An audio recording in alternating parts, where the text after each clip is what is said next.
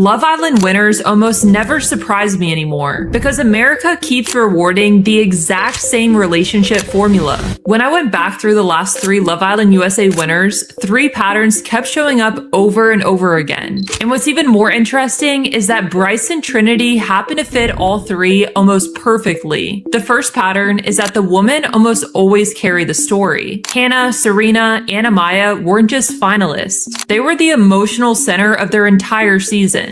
The second pattern surprised me even more. The men usually aren't the main characters. They earn America's trust by proving they deserve to be part of her story. But the third pattern is the one that convinced me I'd found the formula. America doesn't reward the most perfect relationship. They reward the relationship that gives the season its most satisfying emotional ending. Season 6 is probably the best example of that. Leah was one of the biggest individual stars the show ever had, but Serena and Cordell's season-long emotional journey ultimately became the more satisfying ending, and America rewarded that instead. That's exactly why Bryce and Trinity fit this formula better than people realize. Whether they win or not, they check the same boxes America has rewarded for years. If history repeats itself, I honestly don't think it'll be a coincidence. But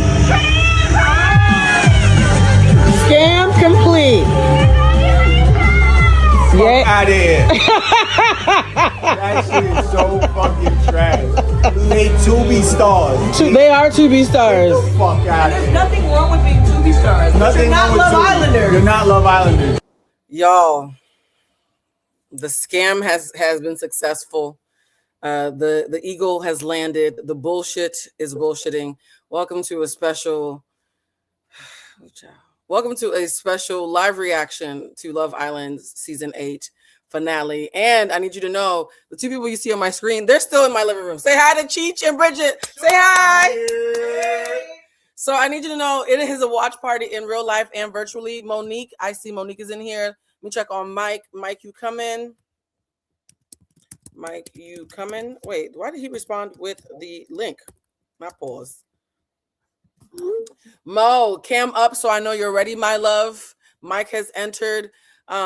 This is the bullshit that Todd came to us with. He did set up a scheme. This is his scheme. I have a lot to say, and I'm gonna intentionally watch my mouth and let Mike and Monique talk. Mike is saying your devices are not connected. It's Mercury microbraids, friend. Connect the devices, friend.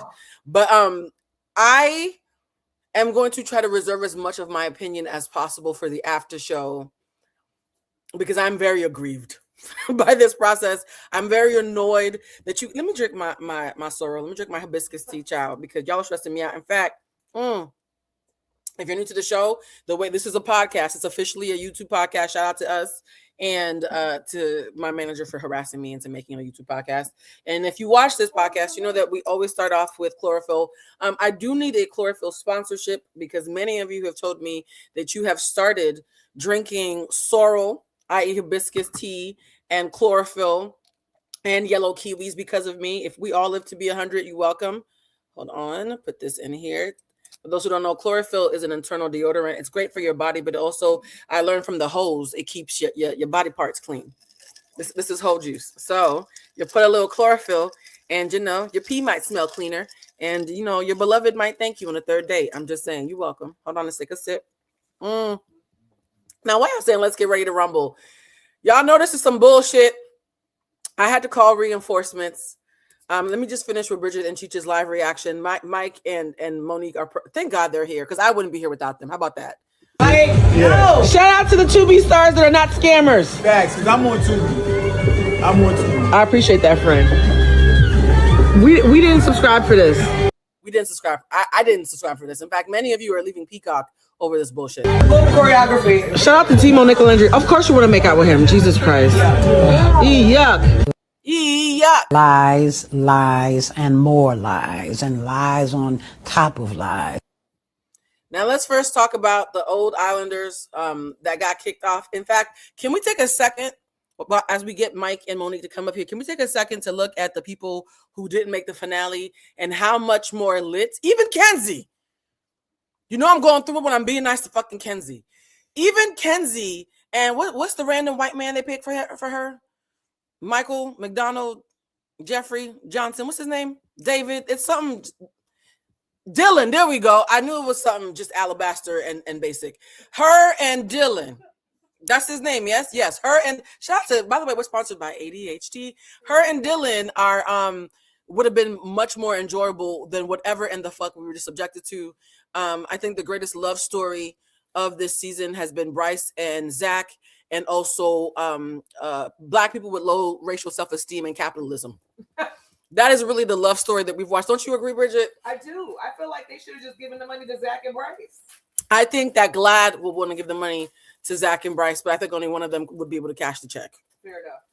I think Bryce is not a homosexual. I think he's a hobosexual, and he's just happy to be here and have not to pay rent. So Zach, though, how you doing?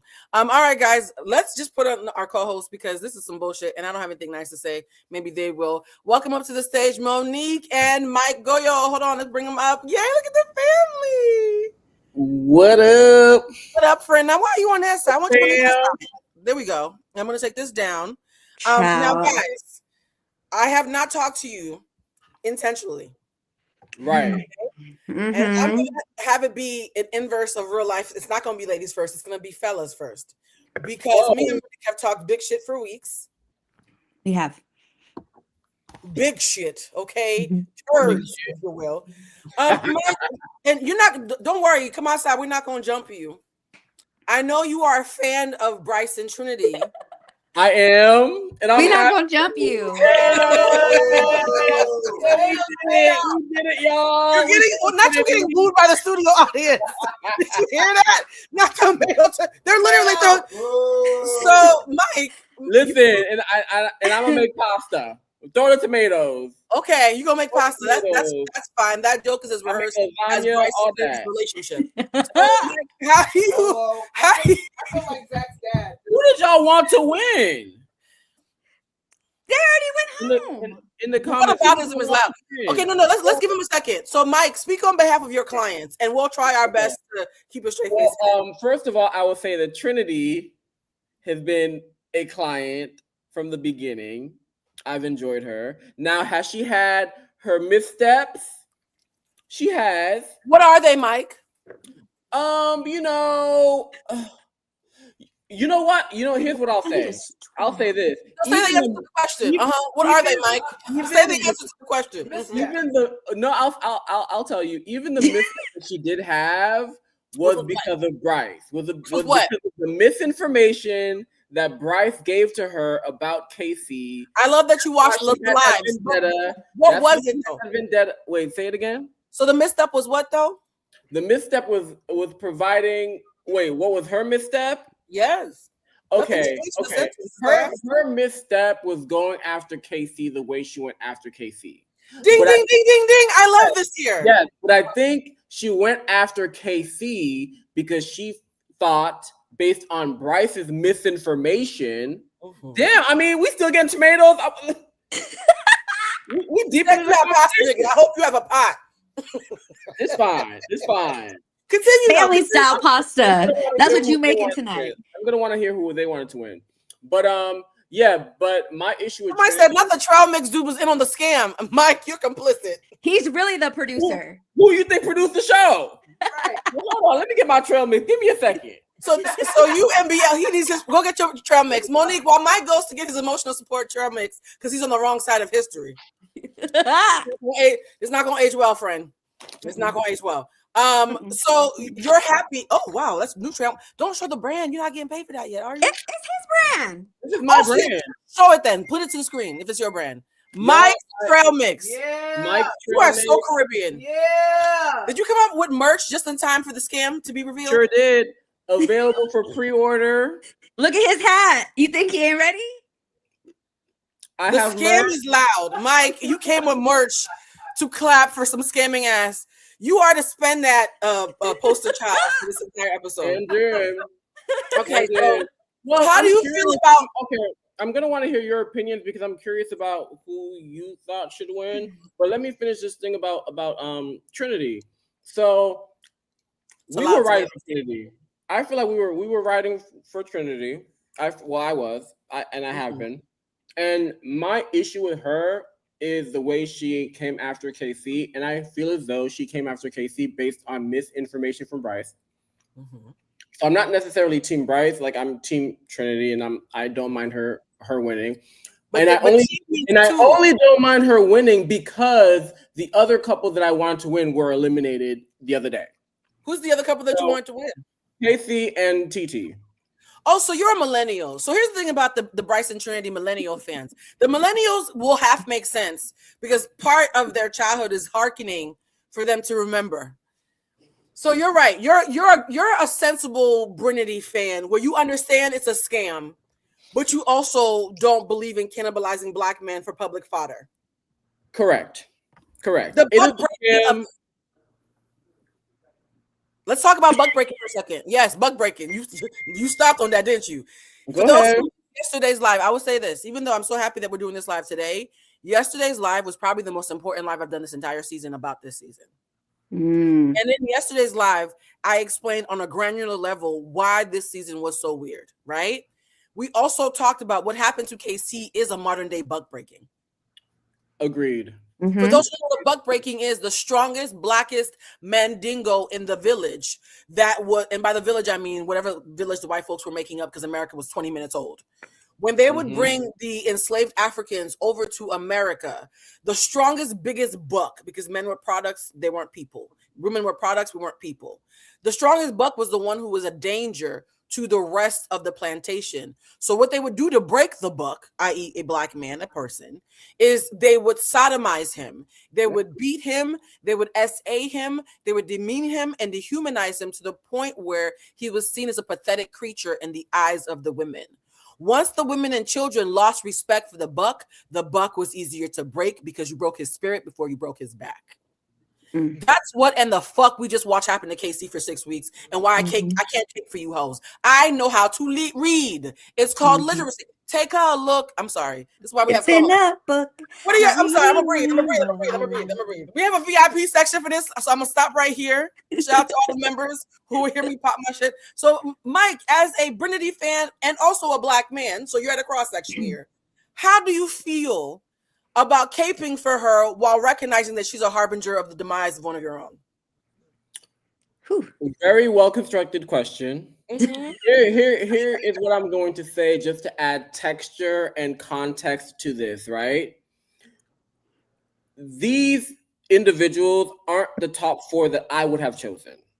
Okay. But since we are here and they are the ones to choose from, Brinity, more so Trinity than anything else, is the person I'm be like, okay, go ahead, give her the money. Honestly, I really don't care who won the season after KC and TT were eliminated because I really didn't care about the ending of the show. But for the sake that I'm creating content, and I'm also, creating content. I'm watching it. I'm watching it to the end. I'm taking it to the end. Now, in regards to Trinity's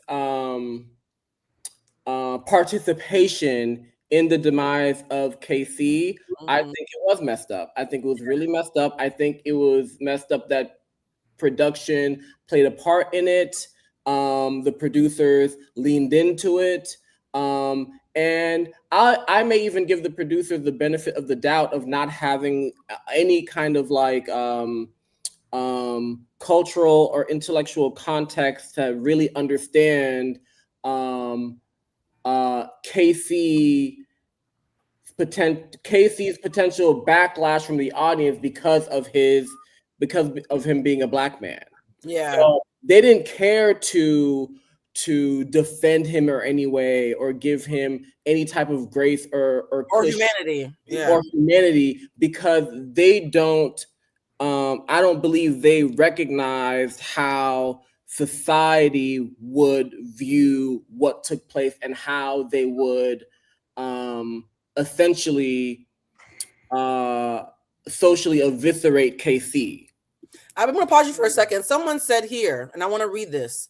Love Island has never rewarded men that dog women like KC, and TT is not that liked to smooth over his hate.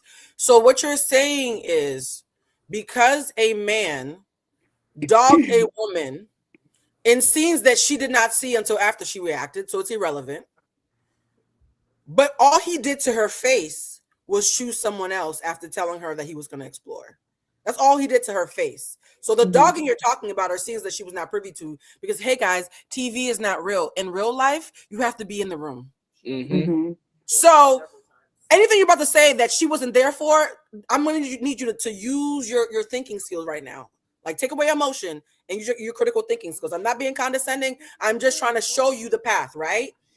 If she wasn't in the room, you can't use that as an excuse. So the only thing she saw before movie night was that he told her he wanted to explore the people, and then he did so and did not choose her. Those are literally the rules of the game, is to tell somebody if you want to explore the people, and then decide which person you want to continue exploring when a choice has to be made. He literally followed the rules just like Kenzie did, for those of you who are Kenzie apologists. So in Anaya's eyes, all he did was pick another bitch. And you're saying that is enough for him to be verbally abusive in a way that you would call the police if a woman and a man switch places. And you sincerely think that that's a smart retort. Fab DR-Y6K. You sincerely think that you came to this platform, and I know you must have Googled me or seen me somewhere because word of mouth gets around. You came here where thinking is a thing and thought that was going to be enough. I need you to sit in the stench of your nonsense, right? Sit in it, right? Like green vapors. Just sit in the aftertaste of stupidity and bias. Because he's not even in the room, my guy. He wasn't even in the room. So unless Anaya is a ghost, an omnipotent presence who was floating over the casa, right? Forgot to scrunch up the back of her wig because y'all keep on calling that anti-black just because we care about leaving conditioner. Unless she was a ghost, how does that make sense? For all the Anaya apologists, I need you to know, I hope someday you meet a man who thinks about women the way you think about men, and let's see how you feel when it's your turn.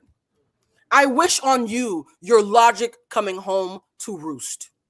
All the things that you think that he did that made him deserving of the behavior that he received, I want all of that to come back to you, and I want to see how you react. I'm not putting a hex on you because y'all like to say blue likes to put hexes. I'm saying if your logic is so sound, I wish it comes home to roost where you live and lie your head. Monique, say hi. Collected. Hi, audience. How are you? Hey, Monique. Hey. I'm holding back. I'm holding back until the after show. Let me Monique. Monique, what do you think about that? From Monique's like, Child, I'm just sitting here sipping my damn wine. I'm just listening. I checked out like maybe 2-3 episodes ago when everyone started going home. That was actually there for what they're supposed to be there for. But like, I want to say something about what Mike was saying about how production didn't do the right thing or didn't have the right people placed in the rooms. I feel like learning what we learned from the last season, even the season before, production should have done a better job about having someone there to be able to view things and be like, you know what, maybe this isn't the right type of edit. I think we've learned that. They should have learned that as production, as a team, that, hey, maybe we need to protect minorities, period. Because there's such a big backlash on social media, and let's be on the right side of history for once. And I feel like they didn't take that opportunity to do that, because they definitely could have done that this season. They could have. Yeah. It makes me wonder if they have producers of color. Are there Black producers? There are Black producers. There are, and also I would like to know in what positions of power they are to even say anything, because that's a dynamic within itself. Because we can talk about writers' rooms, but that's a dynamic within itself. Based on what exactly they could have done in these situations. So yeah. Do y'all agree with the sense of, number one, there's certain tropes that are these are patterns, guys. So these are not opinions. These are patterns. One thing they always say is the first girl in the villa is who they've identified as who they think is going to be a fan fave. They've always said that. Last year was Shelly. This year was Anaya.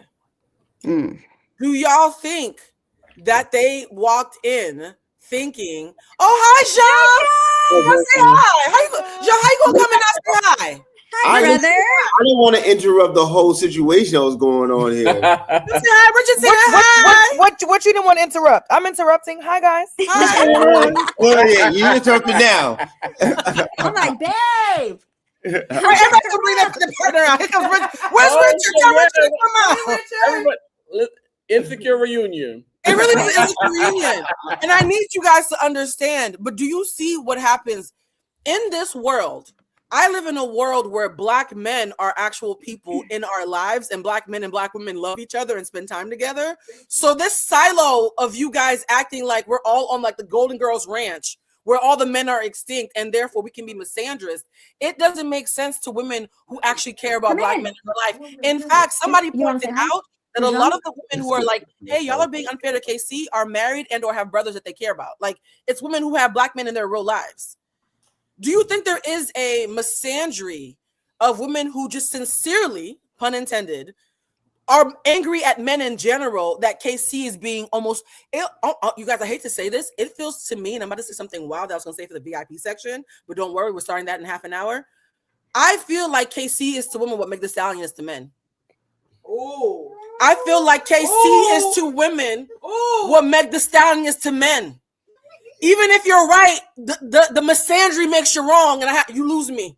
Blue, you a battle rapper. I'm not a battle rapper. Mike, No, for real.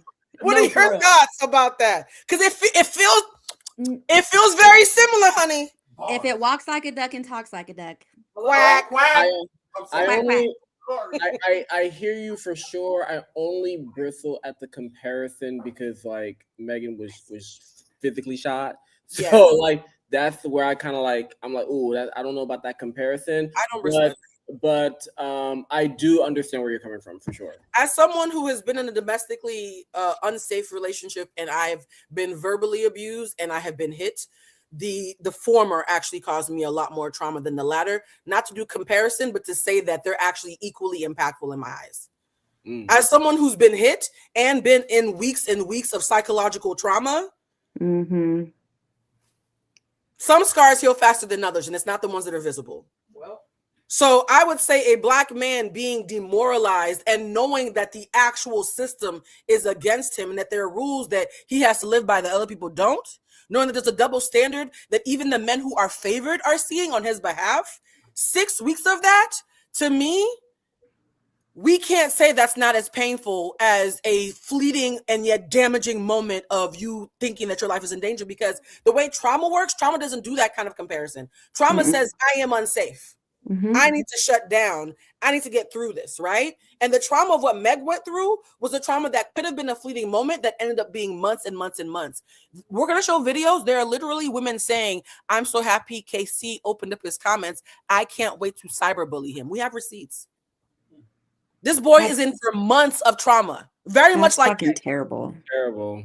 That's fucking terrible. There are women giddy about the idea of demoralizing a Black man whose greatest sin was calling someone grandma and not choosing her because he was exhausted by playing her savior. These are the same people that voted for Huda last season. So I'm not really shocked or surprised, unfortunately. It was really sad to see his progression, it was sad to see him go from basically being the savior and the favorite, the favorite memes, favorite faces, all of that, all the joy that he was exhibiting, to the end where he was barely ever smiling. Like he was never really, happy. The only time that he was exhibiting joy or laughter or happiness was when he was around TT. Like, to watch him go from this happy individual to this beaten down, saddened person really affected me, because it honestly was a microcosm of what many Black men go through. Growing up happy and exuberant and ready for life, to growing up to being like, fuck, man, this society has beaten me down. So to watch it happen within 6 weeks of this one individual in this social experiment is incredibly telling for where It's we are. psyops. This is a psychological operation. I'm convinced that this is part of the government, but that's a whole other thing. Monique, read what it says in the comment on the screen. What does it say? Where Meg is a fucking bird. Wait, what? No, the comment on the Stacey- screen, the actual screen. I was reading the I little told you, I'm comment. never going to tell you to watch the side comments. Watch the comments on the screen. Focus. Oh my gosh. It's the drink. The drink's kicking in. I'm sorry. But Meg bullied Casey all because she's still salty at Clay. How? What? This comment has come up a lot. Here's the thing, guys. I want you guys to know that the thing about Love Island is it tells on you. The point I made earlier about how someone on Thread said she found it interesting that all her married women friends and all her friends who have great relationships with men were the only ones who could see Casey as a human being. And all her homegirls who are heartbroken, ran through, or never acknowledged and couldn't pull a dick if they paid for it. They all seem to be the ones who are very angry. And at first I thought, well, that's too broad of a stroke because I don't want to say that everybody who's anti-Casey is a a dusty crotch bitch who can't get laid, right? Right. And however, I will say that there is a theme of, in the same way with Meg and what happened with her, that every time we talk about KC, if you let somebody talk long enough, it becomes about a whole other man. In the same way that when men talk about Meg, they can't help but veer into what she triggers for them, right? But when we talk about KC, if you let them talk long enough, they start veering. What do you think about this? And somebody mentioned this, and actually there's a psychiatrist, because we want to be responsible with what we're going to put out today, right? Because we are having some high level, like Teen Summit on steroids type conversations. Wow. And so I want us to be really responsible. So that's why I'm going to have receipts about how KC people are excited about bullying him. I don't want that to be fodder or misinformation. It actually is something that's happening. We also have a therapist who got dragged for saying that, ironically, she thinks he has the highest emotional intelligence in the villa, and that's why he was the perfect villain, because as a nurse, as someone who went to school to be a caregiver, his first reaction, whether he wants to date you or not, is to give care when he sees a slight. And I love that she said that, because when people said he was fraudulent for the Black women are the blueprint conversation, if you go back to that live, I said, I don't think he's being fake. I think KC has clocked the internalized low racial self-esteem in Anaya that we have clocked. And he's pouring into her because he sees a wound that, as a nurse, he's just trained to want to reach for. And I think he abandoned himself in trying to save her. And that's why the emotional intelligence it took to try to save her is also what made him realize, I failed myself. I got to put me first. But by then, the narrative has been said, oh, you never meant it. Have you guys ever been in the position where you put somebody else first? Shout out to Beyonce. The first time I say no, it's like I never said yes. Can you guys relate to that on any front? This is not about taking sides. It's about humanizing all the characters except for Bryce and Zach. I have no interest in humanizing them. Yeah. Thoughts, Mike or Monique, about yikes? I've been married for 20 years. I don't know. I think my She's like, you look at her, Mike, like, Mike, you the hoe on the screen. You the one outside. You the one who'll be answering this question. Mike, have you ever been in a position where you were the good guy for so long that the second you set a reasonable boundary, you simply saying no was treated like a major offense because your role now was to be the good guy? Yes. I think that's like with one of my friends, because we are no longer in a friendship. Because I, from time and time again, was there. I showed up. I did all the things. And then the time I asked for her to be there, she was nowhere to be found. And that was like, you know what? I see that this is a one-way relationship, and I can no longer give that any energy, because it's not serving me at all. Yeah. And Mike, as the man who's seen as the nice guy, especially when you're with all the girls and they expect you to, oh my God, Mike's my safe guy friend. How does it feel when you have to tell people, hey, ho, I have feelings too? Yeah. So I said BK's Adams are taking me out on the screen. I guess what I would liken it to is like when you're just so conditioned or used to pouring into people, and your default and or part of your love language is pouring into people, you can pour someone's cup until it overflows, and the moment it starts overflowing, they have a problem, but their cup is full. So it's like that is something that I've learned to recognize in individuals early. The ones that like to take and take and take and have a full cup that overflows while completely depleting your own. So that's something that I've been really conscious of. But it is like it does happen to nice guys. It does happen to nice guys. It happens to fuck boys pretending to be nice. It happens to all guys. In fact, I'm gonna say this because I want to be fair. I think the reason why so many men have rallied behind KC, good niggas, ain't shit niggas, and all the niggas in between who are still deciding, is because part of men not being socialized to work on their emotional intelligence until they meet a woman, a job, or a judge who implores them to, is that when they finally try anything that you are not well versed in, you're gonna fail. And I don't think a lot of men are taught how to fail with grace. A lot of men, the first time they try and they fail, they take it on the chin in a way that is almost like a samurai stabbing himself with his own sword. And so what ends up happening is someone says, was he people pleasing and had resentment? When you have big emotions that have nowhere to go, that's how resentment is born. What do you think about him being dragged for admitting this question that he formed the resentment for Anaya because he was tired of people pleasing? What do you think about him saying that ultimately he realized she was too fragile and he just couldn't keep affirming her? He's getting dragged for that, although I think that's a very honest. What do you think about that comment? Do you think it's worthy of being dragged, or do you think that people are just determined to misunderstand him being actually really vulnerable in that moment? I think people are determined to not allow him to be vulnerable in that moment, because that's actually extremely emotionally intelligent for him to recognize that she is so fragile. I have to keep pouring in and giving her all of these things, and it's still not enough. At some point, I have to choose me. And that's exactly what he did. He chose himself and was proud about choosing himself. There's nothing wrong with that. Oh, wait a minute. We just broke a record. Somebody just gave $99.99. Casey is this. Wow. Thank you to Take a shot. Afro Thunder. Oh, we have to take a shot. Whenever it's Take anything a like shot. Is that an angel number? Yeah, Come on, 9999. The angel of the bank. Well, first of all, before I uncover Mike's poor face, because it's a long message, it says KC is the same age or younger than many of the women, yet people says he's a grown man, while the women are girls in their 20s still learning. Black boys and men's actions are shown less grace and perceived as more malicious for the same behavior as their non-black peers. Oh, that is a wow. Bar. Agreed. Bar. Agreed. Bar. Because where was this heat for Sincere? Y'all did Period. not have Period. Can I be honest?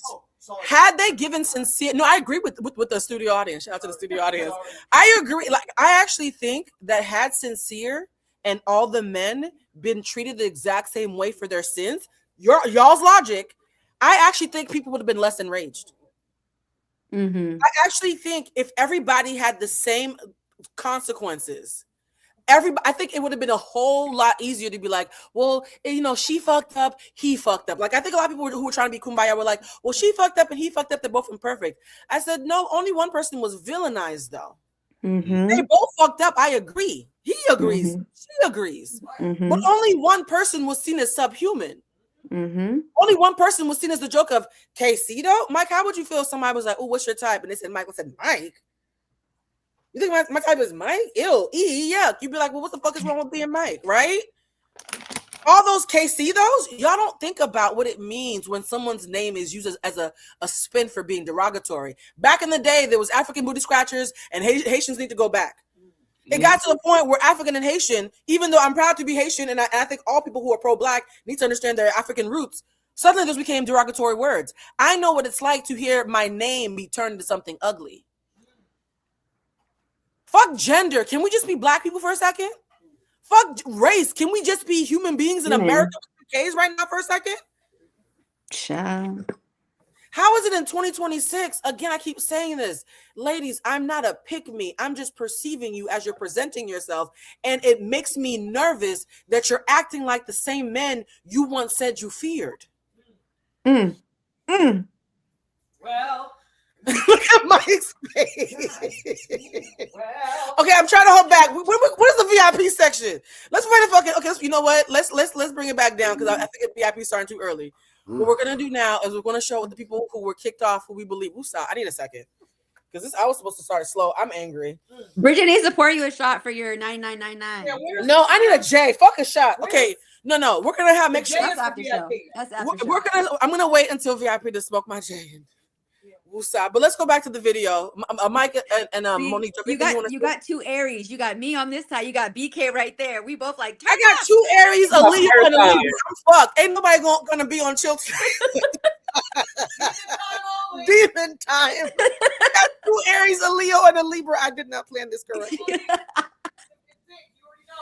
Okay. If you get rich in here, it'll be another Libra child. All right, y'all ready? We're gonna watch the rest of the video. Let's see what the people in the villa who were kicked off, who we think were robbed. By the way, if y'all could have switched out somebody before we show this video, if y'all could have I'm gonna ask Bridget and Cheech as well. Y'all just gonna have to come and say whatever. But I'm gonna start with Mo and then Mike. If you had to switch out a couple to have another couple replace that couple in tonight's final four, who would you take out and who would you replace them with? Just one. Go next. Yes. Just one. Mm-hmm. I would put in Casey and TT for. It's either Melanie and Sincere or Zach and Kata. Pretend you're a producer and you're rigging it. Zach and Kata. I don't disagree. Bridget, you want to go next? Then Mike can go. We can do one. We might have the same answers because that's mine too. What's your answer, Bridget? So I'm getting rid of Zach and Kata. We agree. Mm-hmm. And I'm bringing back Corbin and Parmita. Ooh, that one. Oh, okay, Cheech. Come on, Cheech. That is a full fact. I'm doing the same fucking thing. Corbin was the realest person in that whole entire show. Through and through, he kept it a stack. He never fronted once. He played the game properly. Corbin was real, man. He really was. Casey did too, but the problem was Casey was riled soft, and because he kept worrying about Anaya's feelings, that's what got him like all into Anaya toss sympathy votes. Annihilation. I need her gone. Forget her. Okay, Cheech is enough. Okay, Cheech is enough. Okay, we're back. Okay, no. Okay, so Cheech speaks for Annihilation. Anaya. He's a battle rapper now. Oh my God. The studio audience speaks for themselves. Oh God, where's the VIP? We got 15 minutes. Okay, VIP. This is why. Okay, for those who are wondering, why are you only doing the first hour? You can see what kind of time we're on. Okay, because there's shit I want to say and I can't say it until we get behind the wall. Mike, what's your answer, Fred? It's the same as Monique. I would replace Kata and Zach with Casey and TT. Okay, so we have two Casey and TTs and two Parmitas and Corbins. Mm-hmm. Not me being the tiebreaker. Honestly, I think production would have too after looking at Kata and Zach's date. They were like, just fucking Kata and Zach got a folding chair by the wash pond. They got a cheese sandwich. They split up. Why they have? Wait a minute. Melanie cannot. I knew Melanie wasn't gonna win because Melanie can't swim, and they put her at the edge of the plank. They put her in the middle of the sea on a plank like she was fucking SZA on the cover of the fucking album. And the bitch can't swim. I love you so much. It's our first date, nigga. Help me. What the fuck was that? Then they got a picnic basket with no picnic for fucking Kata and her one fucking clip-in. For those who were saying, why y'all not talking about her clip-ins? We talking about everybody's bad hair. Anaya had bad hair. Kata had bad hair. What's her name? Trinity, why'd you put in the evil Frankenstein shriek before the scam was complete? That was very heavy-handed. You're a pretty girl, but we didn't need the streak to complete the look. I'm not. Who's left? Who's the fourth? I'm a woman. Who's the fourth woman? Anaya? Oh. Melanie, Kata, and Trinity. That's it. Four? Isn't that four? Oh, Melanie. I didn't mention Melanie. Yes, you did. We talked about Melanie on that day. They didn't even give her a life jacket. In my mind, she fell into the water. I'm so sorry. Melanie's alive. I'm so sorry. Mentally, I was having a whole different show in my head. The fact that he had to rock, paper, scissors her to see if she gets the thing first, sir. After all the shit you did was crazy. Like the fact that you still, after all the shit that you did, you still want to rock, paper, scissors her to see who gets a massage first? Boy, back up. Let her lay down. What the fuck you doing? Monique, I know you haven't. I would have strangled his ass. Monique, you haven't dated in 20 years. Imagine letting a man inside of you and the next day he says, I would like to see other options. That bothered me too. The next day, hours. Like he was out. They just threw the towel out. What are you talking about? They were making the bed to go to sleep.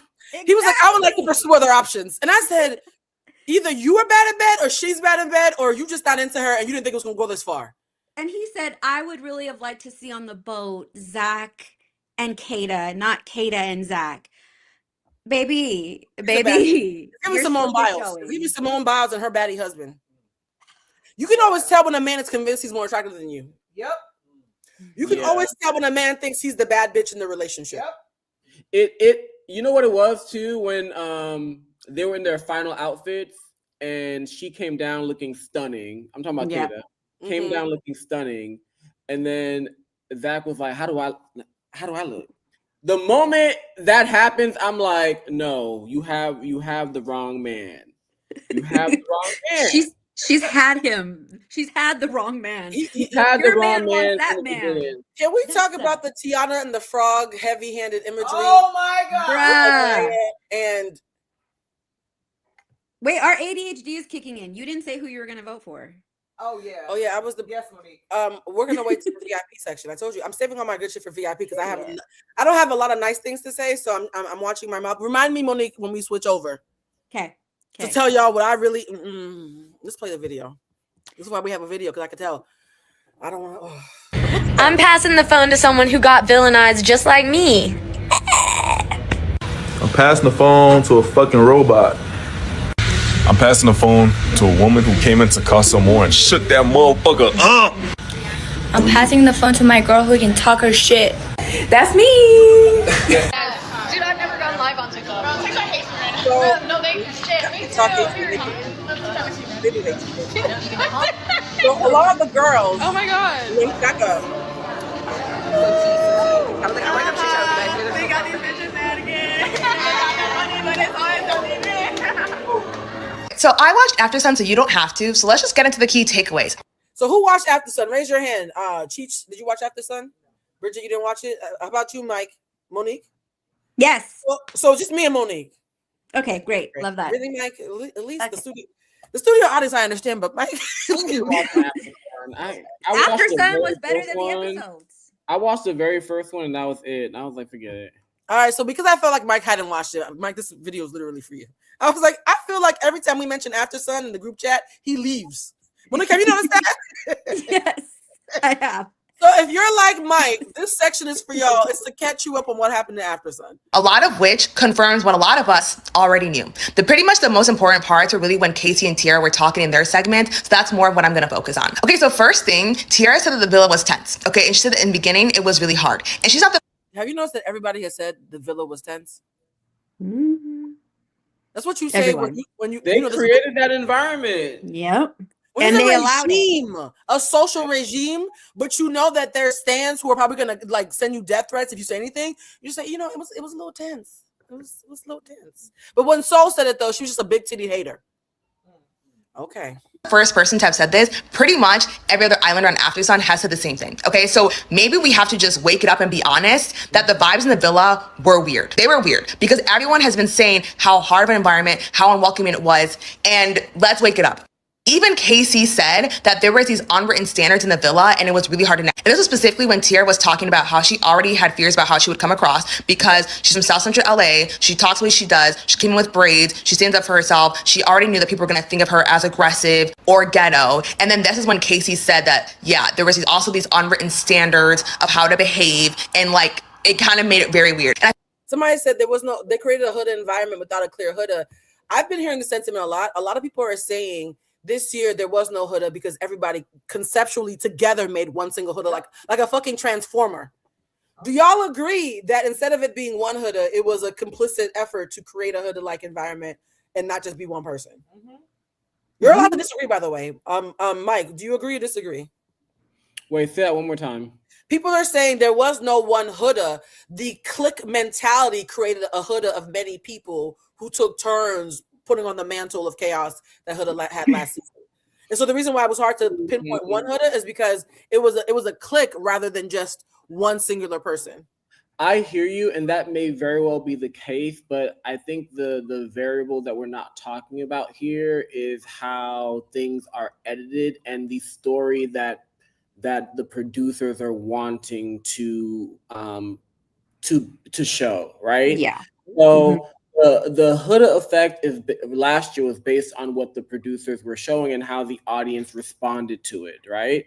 This time around, I agree with her sentiment in her statement, but I feel as though the type of chaos that Huda brought to the show last year, that was recreated in a sense here, but I think it was done in a way that was intentional in order to get the same viewership, discussion, conversation, numbers happening around this season. Because let's look at it this way: if you end up having a great season where there isn't different layers of conflict that are taking place, and conflict that the audience can identify as, even if it's conflict that like just bristles the audience, Love Island loves that. The producers love that because you're talking about the show.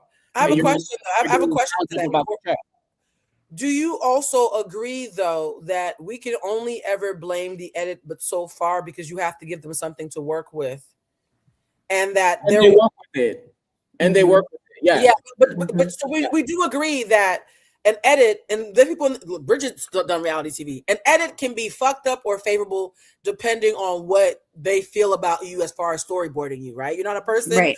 You're a piece, a cog on the wheel.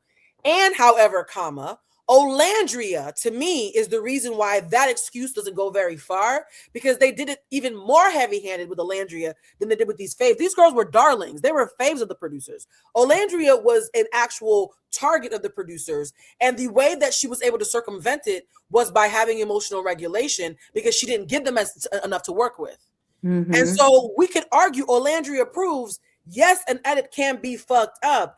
And though, if you're complicit, a pet of the producers, literally repeating Nicolandria's lines on your fucking dates, have been shown memes that you are referencing about things that you were not in the room to see. Like when Trinity said, "Oh, we gonna be doing the Michael Jackson stance like Anaya was when she was alone in that room." Trinity, she was alone in the room, and how would you know about a meme? Why would you be referencing a meme unless the producer showed you, because they know you're gonna win? So when you're a plant in that way, though, it kind of cancels out the edit conversation, because you're complicit now. You're more of an Ace than an Olandria. I think Trinity showed up looking like Olandria, acting like Ace. And her mom even said she was different than when the person she dropped off at the airport. Her friends literally said, what did I say the day before? I love how shit ages well. The day before the show aired, I said, guys, I'm nervous. Y'all know that I get crazy when I do research. I be all of people's business because I used to be an investigative journalist. I'm not turning that button off.